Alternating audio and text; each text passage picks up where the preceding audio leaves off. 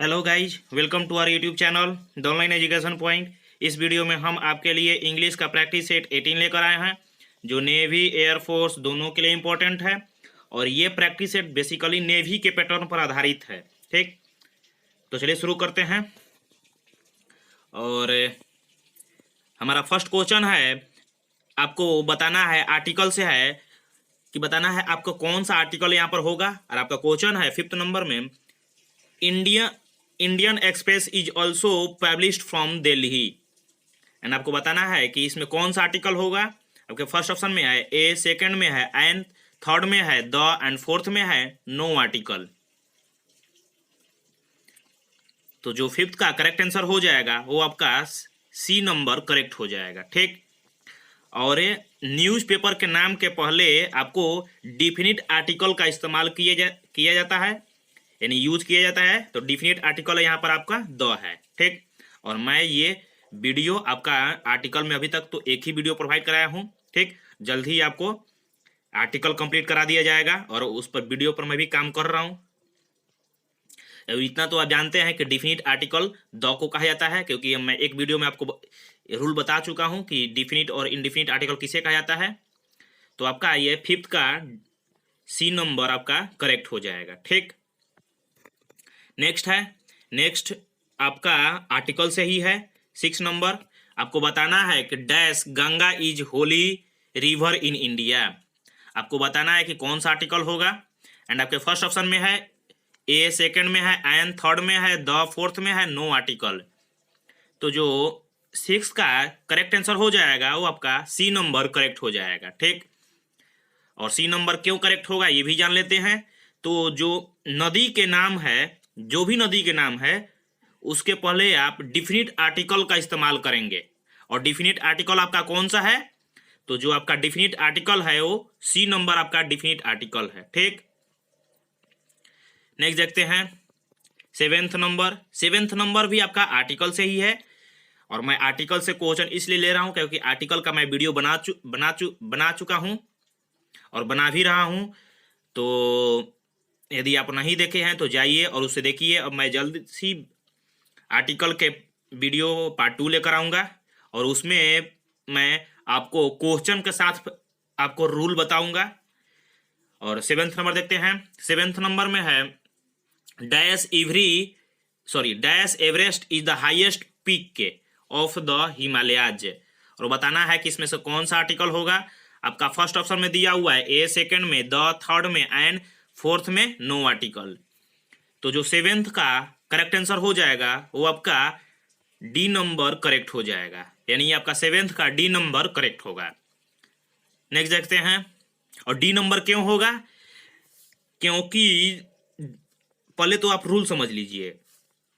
जैसे पर्वत श्रृंखला, जैसे हिमालय हो गया, द एल्प्स हो गया, ठीक, द विंध्याज हो गया, ये जो जितने भी पर्वत श्रृंखला है ना, इनके पहले आप द का इस्तेमाल करेंगे। जैसे यहाँ पर हिमालय है तो यहाँ द का इस्तेमाल हुआ है। ठीक, लेकिन पर्वत श्रृंखला तो हो गया, उसके पहले द का इस्तेमाल करेंगे। लेकिन जब भी आपका हाईएस्ट पीक आए या पीक ऑफ माउंटेन, यानी जैसे हिमालय में सबसे ऊंची पर्वत कौन सा है? तो एवरेस्ट है। तो उसके पहले हम द का इस्तेमाल नहीं करेंगे, कोई भी आर्टिकल का इस्तेमाल नहीं होगा। तो यहाँ पर आपका काटकुट हो जाएगा, यानी नो आर्टिकल, आपका डी नंबर करेक्ट हो जाएगा। ठीक, और रूल यही कहता है कि पर्वत श्रृंखला के नाम के पहले आपका द का इस्तेमाल होगा। जैसे एग्जाम्पल में द हिमालयाज, ठीक, द हिमालयाज, उसके बाद द एल्प्स, द विंध्यास, ठीक। लेकिन पीक ऑफ माउंटेन, यानी जो भी उस पर्वत श्रृंखला पर सबसे ऊंची चोटी है या कोई भी ऊंची चोटी के नाम के पहले आपको आर्टिकल का इस्तेमाल नहीं होगा। इसलिए 7th का आपका डी नंबर करेक्ट हो जाएगा। ठीक, नेक्स्ट देखते हैं। ये भी आपका 8 नंबर भी आर्टिकल से है। और आपका क्वेश्चन है she is dash MA of the Delhi university. आपका फर्स्ट ऑप्शन में है एन, सेकंड में है द, थर्ड में है सेकंड में ए है, थर्ड में द एंड फोर्थ में नो आर्टिकल। तो जो इसका करेक्ट आंसर हो जाएगा वो आपका ए नंबर करेक्ट हो जाएगा, यानी आपका 8 का ए नंबर करेक्ट होगा, यानी एन होगा। ठीक, यहां पर एन हो जाएगा। ठीक, और एन क्यों होगा? क्योंकि जब आप इसको प्रोनाउंसिएट करेंगे तो आपको, जब इसको प्रोनाउंसिएट करेंगे तो आपको इससे वॉवेल मिलेगा, प्रोनाउंसिएशन में आपका वॉवेल मिलेगा, और वॉवेल का पहले आपको एन का इस्तेमाल करना होता है। ठीक, इसलिए आपका 8 का ए नंबर करेक्ट हो जाएगा। नेक्स्ट है, आपको इसमें क्वेश्चन में आपको करेक्ट वर्ब फॉर्म आपको भरना है, और आपका क्वेश्चन है 9th नंबर में, I could have dash this mistake, I could have dash this mistake, and आपके फर्स्ट ऑप्शन में है नोटिस, सेकंड में है नोटिसिंग, थर्ड में है नोटिस, फोर्थ में है बीन नोटिसिंग। तो जो 9th का करेक्ट आंसर हो जाएगा वो आपका सी नंबर आपका करेक्ट हो जाएगा, यानी आपका नोटिस्ड आपका करेक्ट होगा। और क्यों करेक्ट होगा ये भी देख लेते हैं। कुड, जब भी आपको मॉडल एक्सिलरी यानी shall, should, can, could, may, might, ought to, इसके बाद आपको हैव दिखे, यानी मॉडल एक्सिलरी प्लस हैव है, उसके बाद आपको V3 आंख बंद करके V3 का इस्तेमाल करना होगा। ठीक, इसलिए आपका 10th का सी नंबर आपका करेक्ट हो जाएगा। नेक्स्ट देखते हैं, 9th का आपका सी नंबर करेक्ट हो जाएगा। 10th नंबर में है आपका he fell down from the tree, he fell down from the tree and dash his leg, and आपके फर्स्ट ऑप्शन में है फ्रैक्चर, सेकंड में है फ्रैक्चरिंग, थर्ड में है फ्रैक्चर्ड, एंड फोर्थ में है हैड फ्रैक्चर्ड। तो जो इसका 10th का करेक्ट आंसर हो जाएगा, 10th का जो करेक्ट आंसर हो जाएगा वो सी नंबर आपका करेक्ट हो जाएगा, यानी आपका यहाँ पर जो फ्रैक्चर्ड लिखा हुआ है ये आपका करेक्ट है। ठीक, अब क्यों करेक्ट है, यहाँ पर आप देख रहे होंगे कि ये जो है ये आपका V2 है, ये आपका V2 है, और ये सेंटेंस आपका पास्ट में दिया हुआ है। ठीक, तो एंड के बाद भी हम वही करेंगे, आप यहाँ पर V2 का इस्तेमाल कीजिएगा। इसमें V2 आपका कोई नहीं है सिवाय इसके, फ्रैक्चर, फ्रैक्चर्ड एंड फ्रैक्चर्ड होता है। ठीक, V1 fracture, V2 fractured, V3 fractured. ठीक, तो आपका यहाँ पर सी नंबर करेक्ट हो जाएगा, यानी 10th का सी नंबर आपका करेक्ट है। नेक्स्ट देखते हैं, नेक्स्ट है 11th नंबर। 11th नंबर में है the train dash before we left the place, the train dash before we left the place, and आपके फर्स्ट ऑप्शन में है स्टॉप्ड,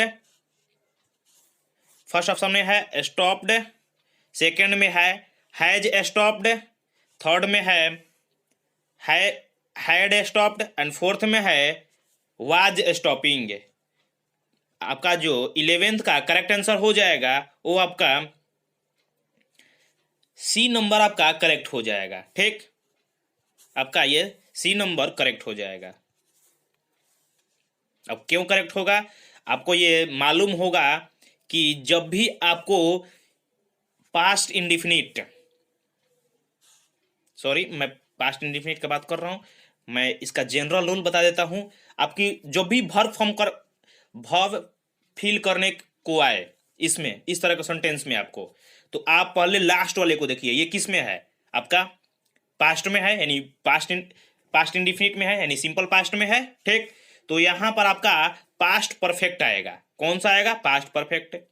ठीक, यदि आपका ये प्रेजेंट में रहता तो आपका ये बी नंबर करेक्ट होता है, यानी सिंपल प्रेजेंट में रहता तो आपका बी नंबर, यदि ये पास्ट में है तो आपका सी नंबर होगा। ठीक, ये आपका रूल है। जैसे आपका बिफोर के बाद जब भी आपका इस तरह का सेंटेंस है तो एक आपका दो पार्ट में होगा, यानी we left the place the train, ये एक दूसरा सेंटेंस होगा the train had started.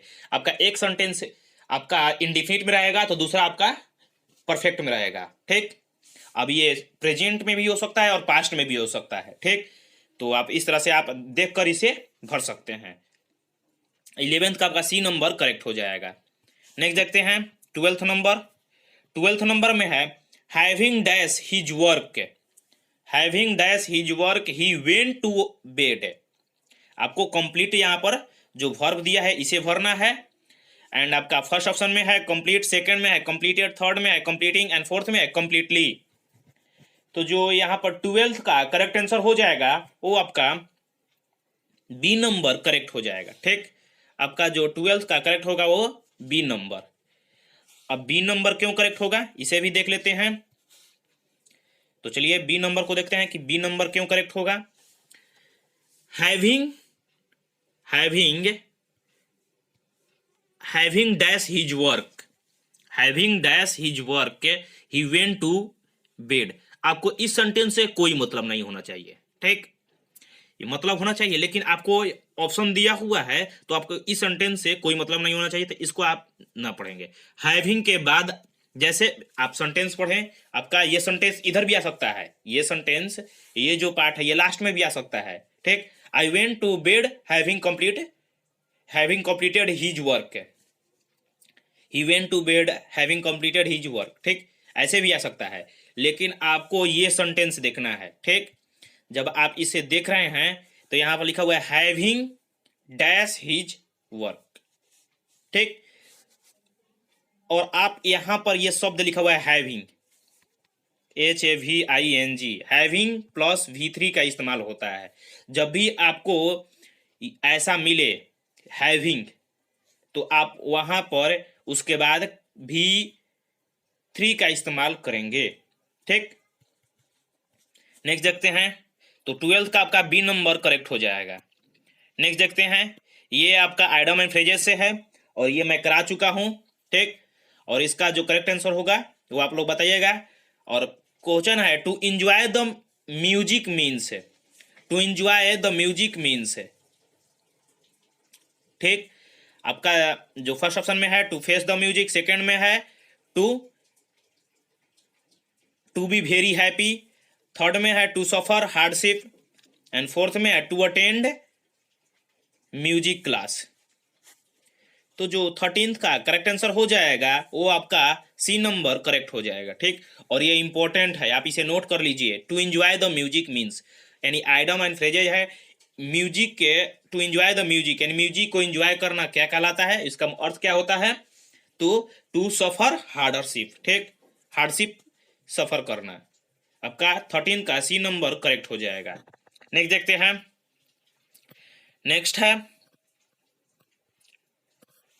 14th number to hit below the belt, to hit below the belt. इसका आपको बताना है कि इसका क्या होगा।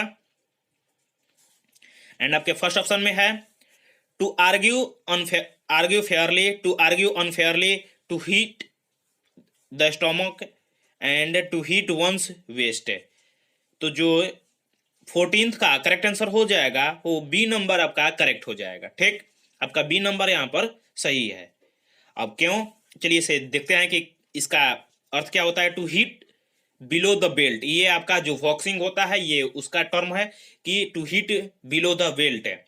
आपको इसमें एक रूल होता है बॉक्सिंग में कि आप बेल्ट के नीचे, जो बेल्ट होता है जो बॉक्सर पहने रहता है उसके नीचे नहीं हिट करना होता है। ठीक, आप जब उसके नीचे हिट कर दिए तो आप डिस्क्वालीफाई हो जाएंगे, आप उस मैच में से डिस्क्वालीफाई हो जाएंगे। ठीक, यानी उस रूल का यही कहना है कि आप जीतने के लिए अनफेयर मेथड इस्तेमाल कर रहे हैं। आप जो बेल्ट है उसके नीचे नहीं हिट कर सकते, हिट करेंगे तो आपको माना जाएगा कि आप जीतने के लिए अनफेयर यानी चीटिंग कर रहे हैं। ठीक, तो आपका यही दिया हुआ है टू आर्ग्यू अनफेयरली, आपका करेक्ट हो जाएगा। ठीक, नेक्स्ट देखते हैं। नेक्स्ट है 15th number, his marriage was celebrated according to Hindu. आपको ये वोकेब के लिए है, वोकेब से आपको बताना है कि यहाँ पर राइट्स होगा या रॉइट्स होगा। इसमें सिर्फ दो ही ऑप्शन है।